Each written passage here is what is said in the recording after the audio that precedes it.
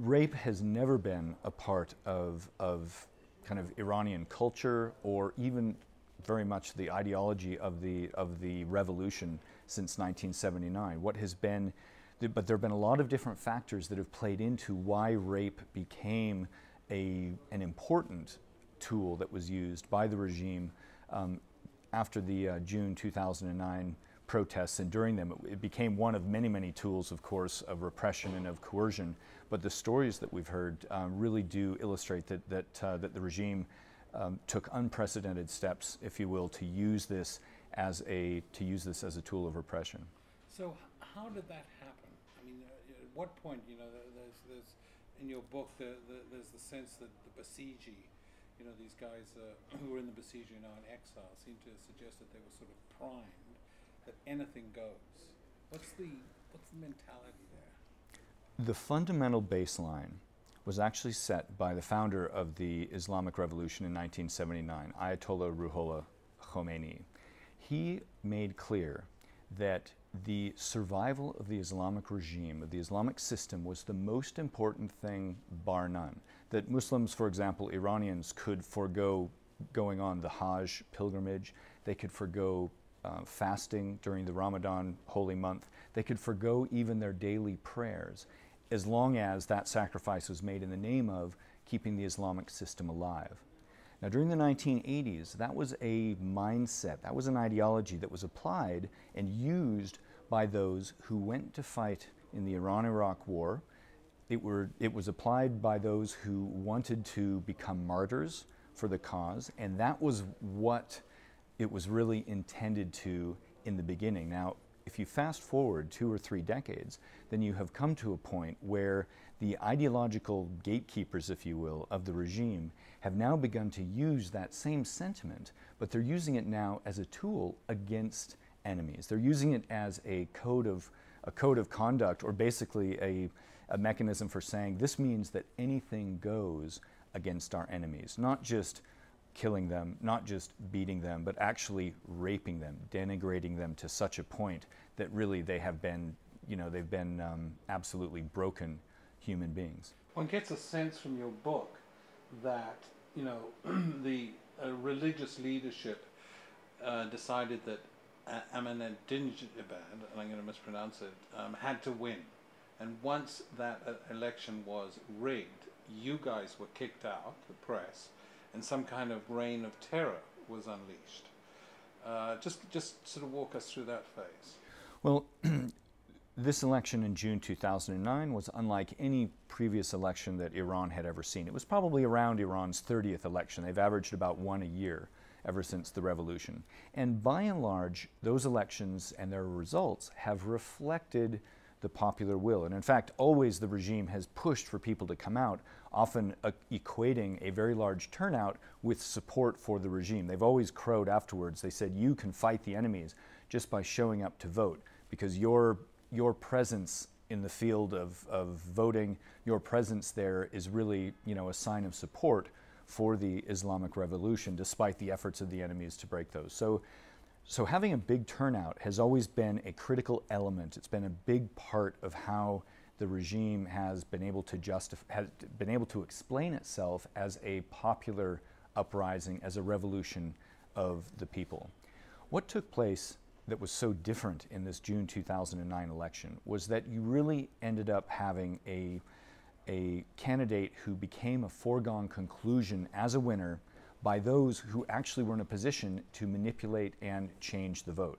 So in other words, President Mahmoud Ahmadinejad, who had the blessing of the supreme leader, Ali Khamenei, and also had the blessing of many senior elements and officers inside the Revolutionary Guard, and also had the blessing of certain other elements inside the clerical establishment.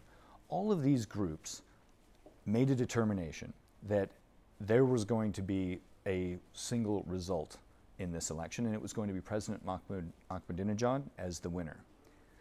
These groups, which were in favor of Ahmadinejad, had also felt in the 6-month lead up to the election that any other result, that any of the other candidates who were more pro-reform, who, while they were admittedly in favor of the Islamic system as it is constituted. No one was talking about radical change.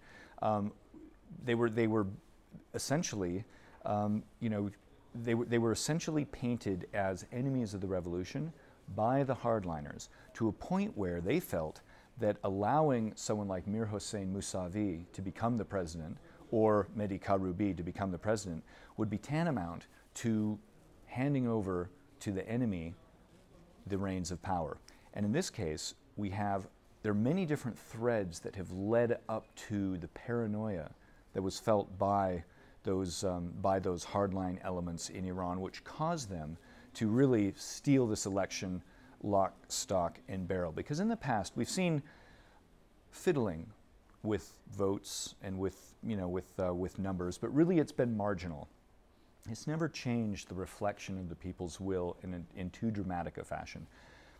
This meant that really the events of 2009 were so dramatic, they were so surprising to those people who had voted for Mousavi, who had voted for Ahmadinejad, because the calculation of the reformists had always been the more people who turn out to vote, the less capable the regime is of actually stealing the election. And that's the reason we had upwards of 85% of eligible voters in Iran actually turn out to vote. So those were the people who, when the result came out with an Ahmadinejad landslide, and not just any normal landslide that might have, for example, been, emerged over the course of many days of tabulating ballots or anything.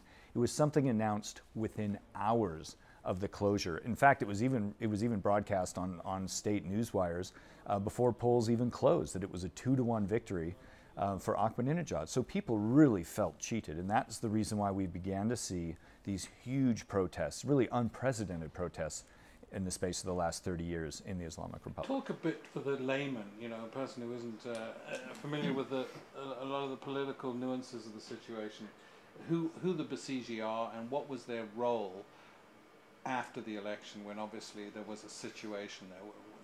They seemed to be the sort of attack dogs of this panicked ideology, right? You want to talk about them, the Basiji? And stop by saying the Basiji are all.